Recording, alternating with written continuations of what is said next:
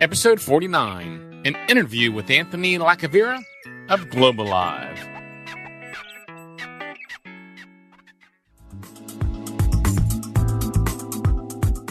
Interested in Bitcoin? Bitcoin is a very vague concept to a lot of people. Need to know more about cryptocurrency? We're going to talk about the basics. This is something that people just have no idea about what crypto is. How about buying, selling, and mining? Tony, I think that's one of the things that's going to make us a little different from some other shows. We're getting our hands dirty. Then listen to Gary Leland and Tony Sakala, better known as the Crypto Cousins, on the Crypto Cousins podcast.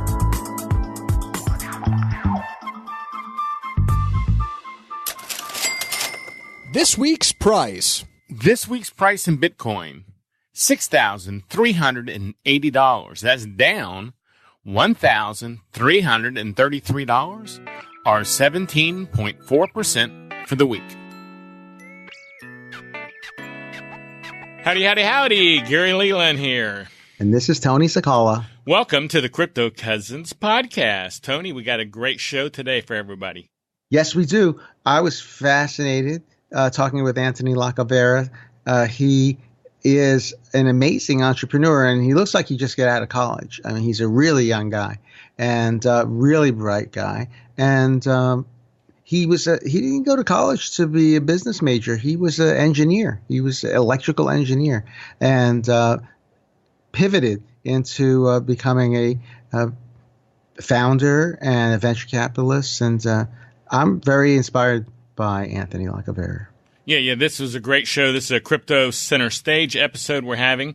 And basically, this is a long interview, so we're not going to chit-chat around. We're going to get into it today. So, Tony, why don't you go ahead and give us a bio for Anthony? Anthony Lacavera is an entrepreneur, venture capitalist, and a philanthropist. He grew up in a small town in Ontario, Canada, near the U.S. border with his parents and sister. And he's most known for taking on the Canadian wireless giants with his company, Wind Mobile, which he sold for $1.3 billion. Wow. That's a lot of money, Tony. That's impressive. I'd like to have $1 billion. Or even the 0.3 billion. Fraction of billion. The 0.3 billion. Hey, let's go to the interview with Anthony. Oh, and Gary, let's not forget to tell people that they can go to futuremoneytrends.com/live for the corporate overview of the company. Hey, Anthony, thanks for coming on the show. This is Gary Leland and Tony Sakala here. Hello, Anthony. Hey, Tony. Thanks for having me on, guys. Yeah. Now, I'm not gonna beat around the bush. I'm gonna get straight into this interview because I found a lot of this stuff interesting, a lot of your information interesting, and so did Tony. So we've got ourselves some questions, and we're gonna hit you tag team. This is Tony. Would this be our first tag team interview? Yes, I think it is. It's not. All right, I'm ready for it, guys. Okay, I'm going first. I'm in the ring. All right, he's in there. Okay, now Tony, do you go by Anthony or Tony? Let me ask you that first. Anthony, please. Okay, yeah, I want to make sure. I'm sorry about that. I got Tony on one line, and I'm liable to say that again. So Anthony, I was looking at your bio, and we have something in common. We're both serial entrepreneurs, but you're a venture capitalist, a mentor, investor. You won the CEO of the Year award. I mean, you've been involved with 100 ventures, founded Win, which is the fourth largest mobile provider in Canada, sold it for $1.3 billion US. That's pretty exciting stuff. Now you're getting ready to go public with Global Live, a 20-year-old company. Are you kind of excited about all this? I mean, you must be pumped all the time. It's been a very exciting 20 years. I mean, I've been a founder CEO my whole career. And this latest venture, Global Live Technology, that we're listing on the Canadian Venture Exchange, Toronto Venture Exchange, under the ticker LIVE next week, is really all about building the software that's using the latest AI and blockchain technologies. And there are two big areas of technological disruption that are coming, that are starting to get into the marketplace, but we're really excited to be coming into it at this sort of start of that hockey stick curve where there's all kinds of excitement around deploying these new technologies. Well, that's exciting in itself. I know that AI is the new old technology. I mean, it's been around for a while, and I think Tony's questions had to pertain with that when I tag him in. So I'm going to skip on that part, but it's very exciting. So I can't wait to hear about that. But you took on the telecom industry and succeeded. when everybody, I think, told you that you couldn't. I mean, yeah. What did you learn anything particular from that? I'm kind of curious. You know how this is as an entrepreneur, you get a lot of no's. You get a lot more no's than you get yeses, and people don't want to believe in what you're talking about. People don't want to believe in your vision. But then some people do. And so, I was able to get enough investors excited about it. And then as we rolled it out, then everybody gets on the bandwagon. But it's that initial huge heavy lift that you got to do to get these things out of the gate. And I know firsthand what that feels like. So it's a roller coaster, but you just got to keep going. And all of those kind of age old cliches you hear about starting up businesses in terms of the importance of perseverance and hard work and discipline. I mean, for me in my career, that's all proven to be completely correct. It's as long as you keep at it and you just keep believing in what you're doing, you're going to get there.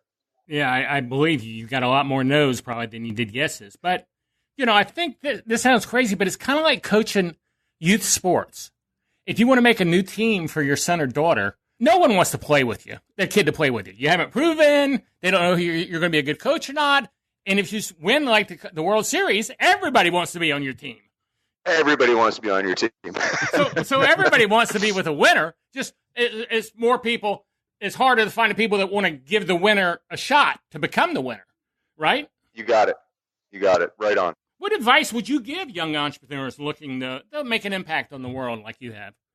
I always say to younger founders that this is really a journey. It's not about the first step or the last step. It's a journey, and you got to look at it over the long term. You got to think long term, and if you're going to commit yourself to being a founder, you got to right out the gate understand that a whole lot of things are not going to go your way, and what ends up happening is people sort of stop short of achieving a really great outcome. They just sort of give up, and that happens far too often. You're never going to have a straight line to success. I've never seen it happen. And it doesn't matter whether we're talking about, the Google or the Facebook founders, or we're talking about an early first-time founder. I mean, every entrepreneur founder, ends up with a whole lot of adversity, a whole lot of, as we say, no's, coming across their desk, and they have to just keep focused on their long-term vision and keep thinking long-term. That's what I always try to stress is, if you're looking for a quick hit, then not only I don't think you're going to be successful, but I'm also not, as an investor, I'm not really interested in backing you. I like people that are thinking long-term. That makes a lot of sense. Yeah, I think a lot of people give up too early, especially in small entrepreneurs. Things start going wrong, not going right. They just, maybe I need to get out of here. So I think that's great advice, the long-term story. Well, Tony, I'm tagging. You're in. Oh, I'm in. All right. Fantastic. All right. So, Anthony, your interest in blockchain and Bitcoin is coming into this new company, this new direction that Global Live is moving in. And so why don't you give us a little background and tell us what attracted your attention to this new space? Yeah, it's particularly exciting, the phase we're at here where AI and blockchain technologies are in the early days, but there's a lot of commercialization opportunities. We're just sort of at the start of commercialization. And so I feel like I made the move to enter this with Global Live Technology and focus on building software using these platforms that are, in some cases, open source platforms that we're developing software on, but a lot of proprietary software opportunities as well. So it's really about looking at existing business models across a number of industries and figuring out where we can use artificial intelligence and blockchain to reduce costs, bring in efficiencies in the short to medium term, and then longer term, how we can build an ecosystem around tokens and the promise of blockchain with a distributed architecture, how we can bring new revenue opportunities, new business opportunities, new revenue opportunities, new business models to legacy industries. And so we're looking at financial services, manufacturing, agriculture, media, healthcare to start. And we've got some very exciting partnerships at Global Live Technology that we've already formed. We've announced a number of them, and we're building software in partnership with these established software companies, and really looking at how we can commercialize AI and blockchain together in a joint venture that we can then market globally and license globally. I see. So this really dovetails with your revolution to move Canada to be a global player, I just watched your video about We Can Win. I mean, the We Can Win, and you wrote a book, We Can Win, didn't you? Yeah, yeah. This is a big part. I'm passionate about it. I'm a proud Canadian for sure, and I think we got so much going for us here in Canada. But we always sort of sell ourselves short and end up the junior partner to the bigger economies, whether it be the United States or China. But that said, look, today's business is global. Today's business community is global, and the real point is to think globally about your businesses. And I always say to fellow founders, younger founders, think about your business as a global opportunity. Think about the positive social impact that you can have globally, and if you keep thinking about your business that way, you're gonna achieve some great success. Well, fantastic. So it sounds like you're walking your own talk here and presenting the example of moving into this field as a global venture. I'm trying. So with your company, Wind, you succeeded in the wireless market with these incredible barriers to entry.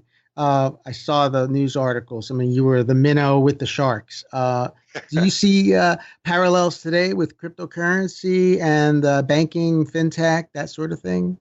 Well, what's exciting about this venture is there is no incumbent. No one has really come out and emerged as a leader in commercializing AI and blockchain. There are a number of companies, big in the context of IBM and the other Oracle and the other big enterprise software companies, as well as the big consumer-facing technology companies like Google and Facebook and Amazon. I mean, there's tons of activity, but when you look across the small to medium enterprise market, whether it's across the United States or globally, there hasn't really been any adoption,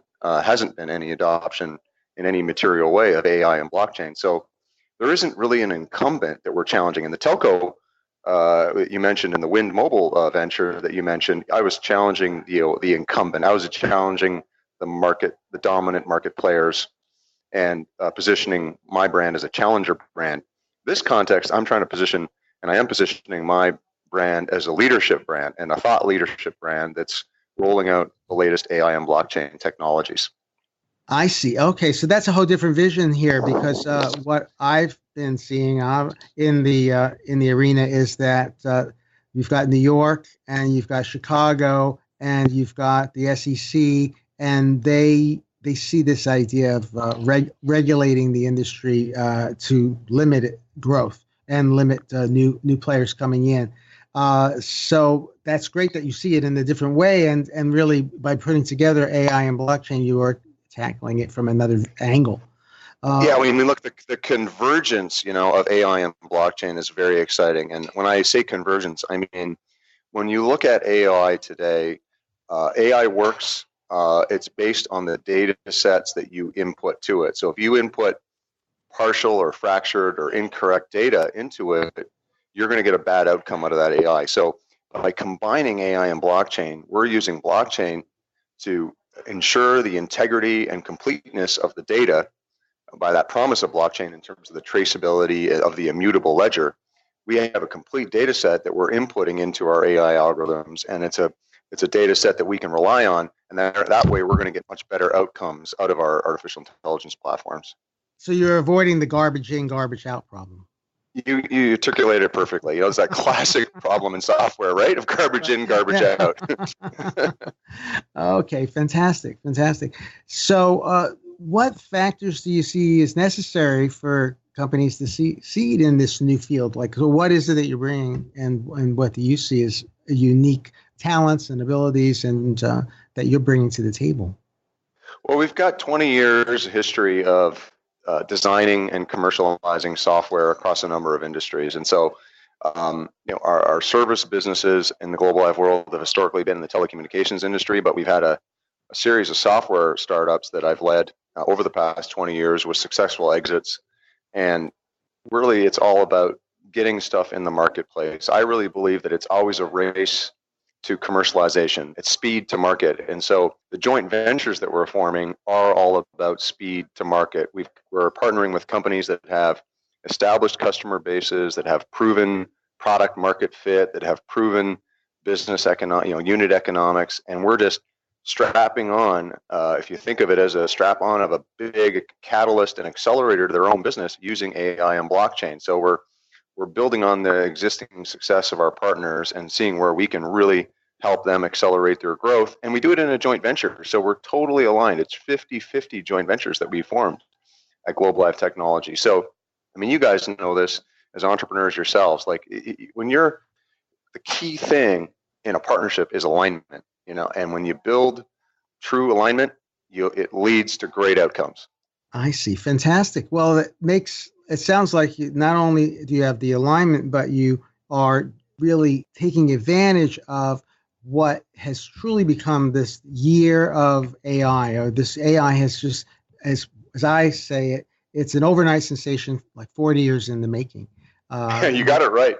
And we've been talking about it since the 80s, right? We've been talking about AI since, I'm dating myself here. I'm in my 40s, guys.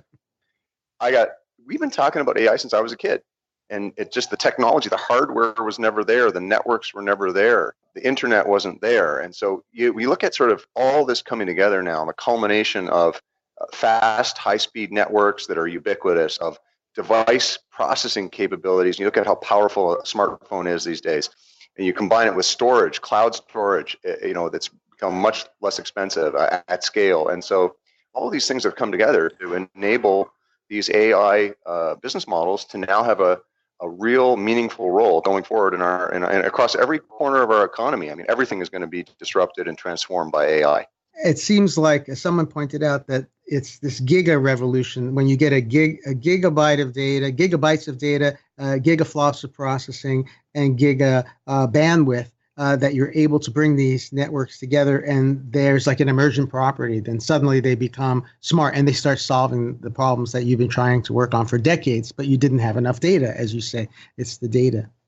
Yeah, you're 100% right on that. And, what I've been advocating for with policymakers, regulators, is we really need to talk about a regulatory framework for this stuff, because there is that looming concern, which, by the way, I share the concern in terms of the risks of a sort of runaway AI. If we don't, and you look at some of the recent developments with data breaches, security breaches, you look at the recent developments with Facebook and all the challenges they've had with their recommendation engines, propagating fake news. There's just a significant risk if we don't figure out as a society, how to create a regulatory framework for this stuff to not, to enhance the quality of life and the general welfare, as opposed to damaging it.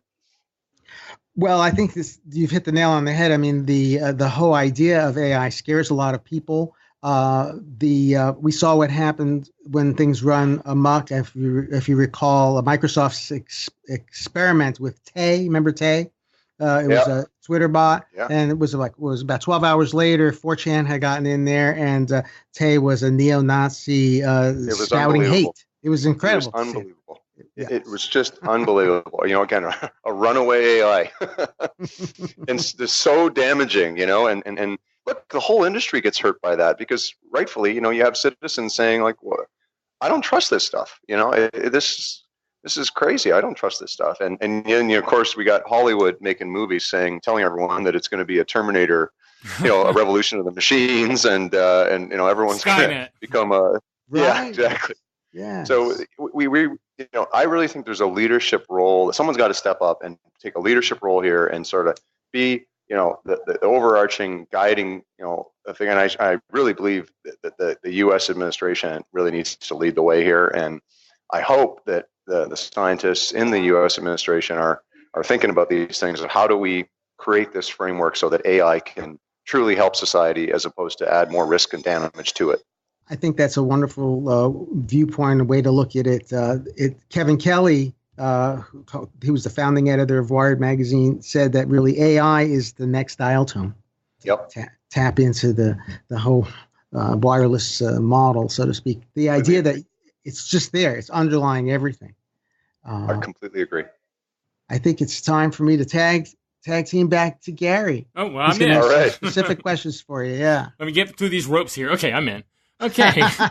Anthony, I want to talk about Globalive and have you explain to me that your company, Globalive, is going public very soon. What exactly does Globalive do? Oh, so we're a next-generation software company, Gary. We're building software that will commercialize business models using AI and blockchain in a convergence of AI and blockchain. And we're doing it with a go-to-market strategy that is about forming joint ventures with established founder, CEO-led software companies that are operating today on a centralized SaaS-based model, and we're going to help them decentralize their architecture and take advantage of AI and blockchain in a convergence. And so how are you positioning shareholders to maximize their returns with Global Live? Well, it's, as I'd always say when people ask me that question, this is a long-term build for me. I've been a founder CEO for 20 years. This is my first publicly listed company. I've had a series of private companies with successful exits, including my last exit. It was $1.3 billion from a company I started a decade ago and sold 2 years ago called Wind Mobile. I've been a founder CEO my whole career, and I like to look long. So I'm interested in saying to people, look, if you believe that AI and blockchain are going to be disruptive, that are going to change legacy business models, and that there's going to be winners and there's going to be losers, but if you believe that that's the case, which I really do, then this is a platform investment that you need to think about, you need to consider as a long-term investment. We're not a cryptocurrency business in any way, shape, or form. We are all about building software that's infrastructure software that's going to be the backbone of future business models that use AI and blockchain. Okay. And so on that state, you say this is a long term, but talking about timing, when did you start trading and what exchanges is this available? So the company will start trading on June 13th, Wednesday, June 13th, under the symbol TSX Venture, the symbol LIVE, LIVE. And so that's our first day of trading. But we've obviously our financing was sold out, and we're not issuing any new shares at this start of trading because we did a pre-IPO private round that was way oversubscribed, and so we're going to get out the gate hopefully strong, and we now have to build the software that our joint venture partners have contracted us to build. Okay, so this sounds pretty exciting. I mean, Anthony, really it does. Thank you. Yeah, it's early days. And so you're pretty excited about this, I guess, as much as anything you've done?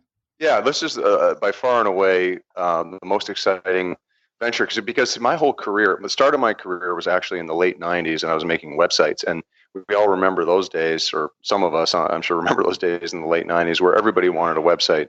We're in a similar wave of technological revolution here where everybody wants AI, everybody wants blockchain.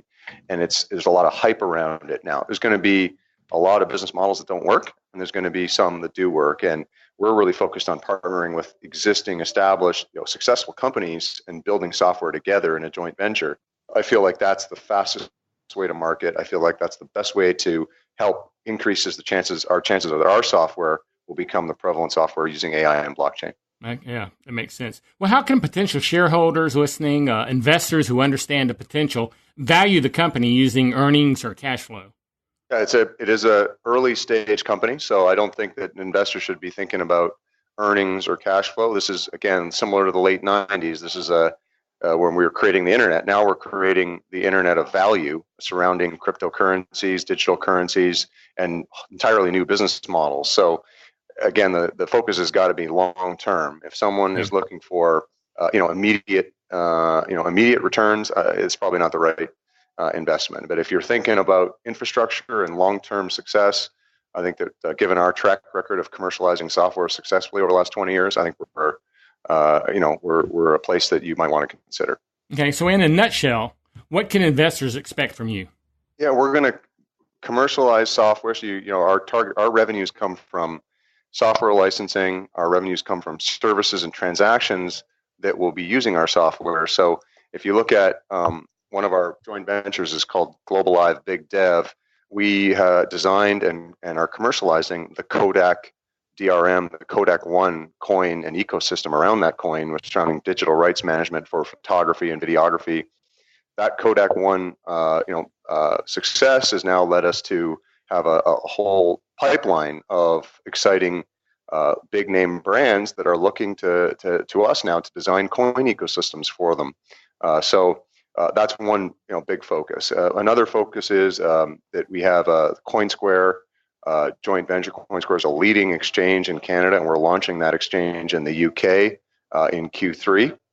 It's, again, a proven business model, proven technology. We're just building AI and blockchain on top of it and commercializing it immediately. And so we're very excited about that. And if you look at our relationship with Flexity Financial, we just announced a major acquisition of a book of business from TD Canada's credit card portfolio, where we now have 1 million customers on our fintech platform, and we're going to build AI and blockchain on top of that Flexity fintech platform. So my venture capital firm, Global Life Capital, made that acquisition, but this new venture that I have, Global Life Technology, is contracted with that company Flexity to build software using AI and blockchain to revolutionize the fintech model and build a global platform to better adjudicate loans using AI. So we're really excited about that as well. But that just gives you, there's a lot more that I can talk through, but that gives you a flavor of the kind of stuff that we're commercializing in 2018.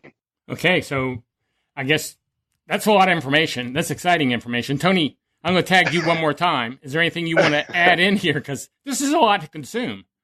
Yes, I've been taking notes furiously. There is a lot to consume here, Anthony. I'm really impressed with the vision. And I guess one of the things that I want to hear is, like, is there anything else that we didn't ask, something that we didn't know about, something you want to talk about? I think this show's going to be live. I think it's going to be live right around July 13th. So we're going to be out just after the IPO officially. So I think right now, you can say whatever you want. Yeah, well, look, I appreciate the opportunity. Thank you guys for having me on, and I appreciate your interest in what I'm doing. I'm on Twitter at Anthony Lacavera. I'm on LinkedIn, Anthony Lacavera. GlobalLiveTech.com is the website where you can find a lot of information about us, including all of our publicly disclosed information leading up to our start of trading, which is going to be June 13th. TSX Venture Exchange. The ticker is LIVE, LIVE. And look, I'm on those Twitter and LinkedIn social channels, and happy to engage in conversation with anyone who's got ideas about how to move the industries that we're involved in forward using AI and blockchain. I'm really interested in a dialogue, so I hope to hear from people. Well, fantastic. We will certainly connect up with you, and in our travels as we come across other bright folks who have this similar interest, the dovetailing of interest. We'll definitely point them your way, and hopefully we can create a better world. Thank you very much, guys, for the time today. Hey, I also want to mention that everybody should go to take a serious look at moneytrends.com/live. Now, that's your corporate overview of the company, and it's really more of an in-depth review of the company. Actually, it's probably the most comprehensive research of the company online, at least ways that we've seen. So I want to make sure everybody knows that, because it can tell you way more than an interview can. Yeah. And also, I want to make sure you know you are officially Cousin Anthony on the Crypto Cousins. All right, I'm on board. I'm on board, guys. Yeah, you have a lot of cousins in here that join you that you probably are familiar with. So we appreciate you coming on the show. Thank you very much, and we look forward to seeing what happens with your IPO. Guys, look forward to talking soon. Thank you. Thank you. Thank you, Anthony. Well, I hope you enjoyed today's episode. As always, we could talk to people forever, but I enjoyed it. I always enjoy our interviews, though, Tony. Yes. Well, we're meeting very interesting people and very inspiring people. His passion for his company, his passion for the field, it comes through. I've seen him speak on stage, and he loves his Canada. He's very patriotic, and I think that's very rare. In today's jaded, cynical world, we are always looking at the bad, and to see someone who really loves his country and wants his country to prosper. He wrote a book, How We Can Win.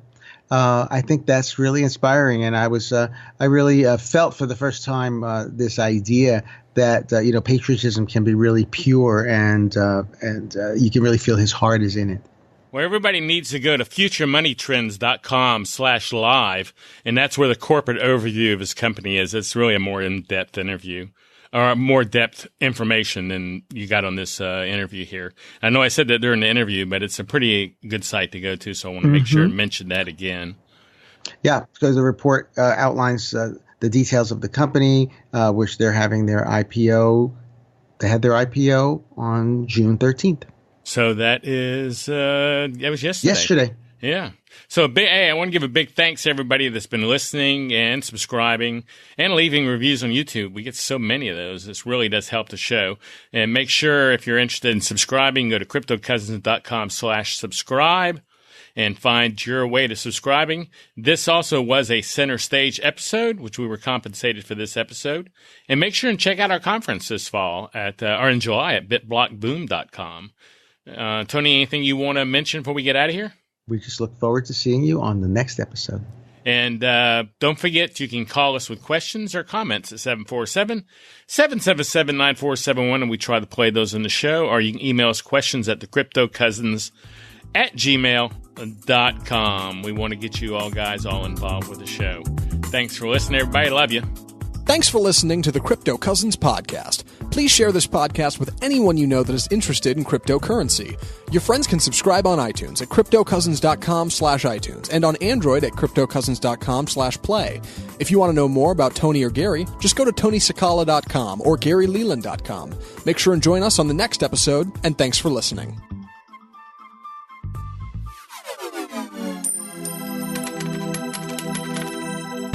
The Crypto Cousins podcast and information in the podcast are not intended as investment advice. Cryptocurrencies are risky. Never invest more than you can afford to lose. Always seek professional advice before making any investment. Investing in Bitcoin and other cryptocurrencies may present tremendous risks. Please understand that you are using any and all information available on or through the Crypto Cousins podcast at your own risk.